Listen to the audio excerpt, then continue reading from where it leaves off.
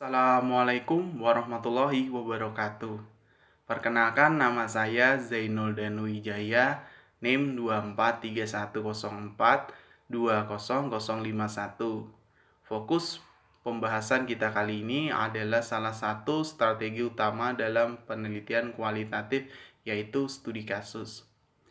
Definisi studi kasus. Mari kita mulai dengan definisi. Studi kasus merupakan strategi penelitian kualitatif di mana peneliti melakukan penyelidikan secara cermat terhadap suatu peristiwa, aktivitas, proses, atau perilaku pada sekelompok individu. Hal yang penting yang harus diingat adalah sebuah kasus selalu dibatasi oleh waktu dan aktivitas tertentu. Prinsip penelitian. Terdapat 3 prinsip utama dalam studi kasus.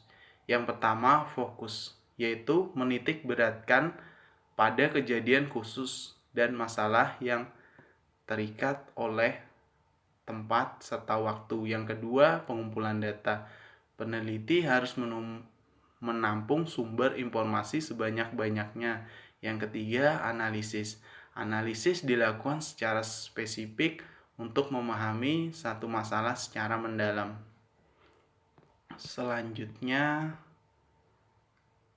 teknik pengumpulan data. Lalu bagaimana cara kita mendapatkan datanya? Dalam studi kasus, teknik pengumpulan data yang paling utama adalah melalui wawancara mendalam dan observasi langsung terhadap subjek penelitian. Contoh penelitian studi kasus.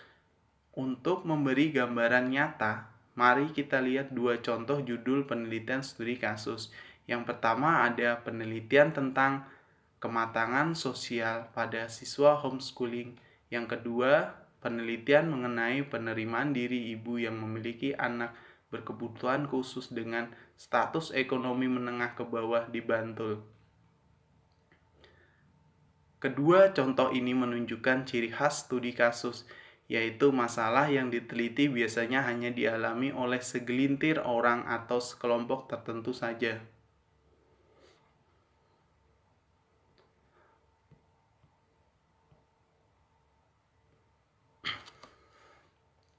Perbedaan fenomenologi. Sering kali kita bingung membedakan studi kasus dengan fenomenologi. Perbedaannya pertama terletak pada fenomenologi terjadi pada banyak orang dengan cukup luas. Contoh, harga diri korban bullying di SMP DIY. Sedangkan studi kasus seperti terjadi pada sedikit orang dengan cukup lebih sempit dan spesifik. Contoh, harga diri korban bullying yang broken home di SMP DIY. Perbedaan kedua dalam tingkat kedalamannya. Fenomenologi hanya melihat secara umum, misal sekedar gambaran ciri-ciri, biasanya hanya memiliki satu pertanyaan penelitian. Sedangkan studi kasus melihat secara jauh lebih spesifik, tidak hanya ciri-ciri, tetapi juga menggali faktor, tahapan, hingga dampak. Pertanyaan penelitiannya pun lebih banyak, mengikuti aspek yang ingin dibahas secara mendalam tersebut. Demikian penjelasan mengenai metode studi kasus. Terima kasih.